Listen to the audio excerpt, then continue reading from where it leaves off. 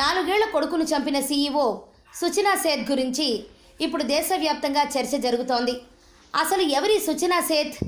కన్న కొడుకునే కడతేర్చేంత కర్కశంగా ఎలా ప్రవర్తించిందని అందరూ చర్చించుకుంటున్నారు. ఆమె గురించి గూగుల్లో సెర్చ్ చేస్తున్నారు.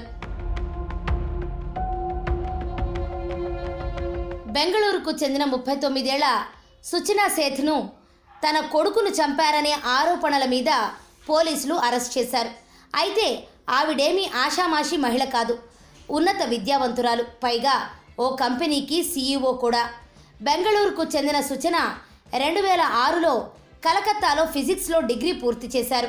2008లో కలకత్తా యూనివర్సిటీలో పీజీ కంప్లీట్ చేసుకున్నారు.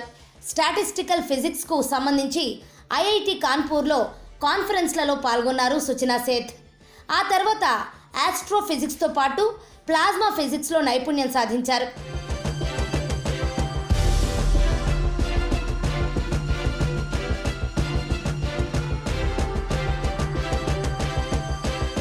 ఆ తర్వాత ఆర్టిఫిషియల్ ఇంటెలిజెన్స్ డేటా సైంటిస్ట్గా ప్రావీణ్యం పొందారు సుచన.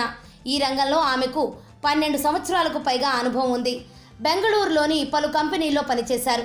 ఈ అనుభవంతోనే 2020లో మైండ్ఫుల్ ఏఐ ల్యాబ్ అనే స్టార్టప్ కంపెనీని సుచనా సేథ్ స్థాపించారు. ఈ కంపెనీకి సీఈఓగా పనిచేస్తూ గత 4 ఏళ్లుగా అడ్వాన్స్మెంట్ ఆర్టిఫిషియల్ ఇంటెలిజెన్స్ విభాగంలో సేవలందిస్తూ వచ్చారు.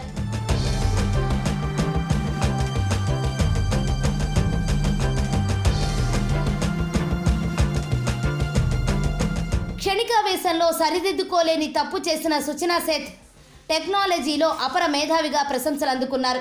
2021లో top 100 brilliant women in artificial intelligence ethics జాబితాలో తాను కూడా ఉన్నట్లు ఆమె తన CV, లింక్డ్ఇన్ ప్రొఫైల్లో రాసుకొచ్చారు. హార్వర్డ్ యూనివర్సిటీలోని Berkman Klein Center for Internet and సొసైటీలో ఫెలోషిప్ చేసినట్లు సుచన తన CVలో పేర్కొన్నారు. డేటా సైన్స్, ఆర్టిఫిషియల్ ఇంటెలిజెన్స్ ఎథిక్స్లో ఎక్స్పీరియన్స్తో పాటుగా సుచనకు పలు భాషలు కూడా వచ్చు. తనకు 4 భాషల్లో ప్రావీణ్యం ఉంది. అలాగే రామకృష్ణ మిషన్లో సంస్కృతంలో పీజీ చేశారు ఆవిడ.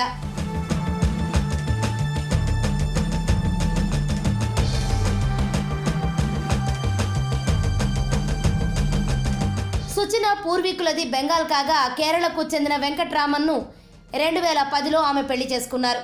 2019లో వీరికి ఓ కొడుకు జన్మించారు.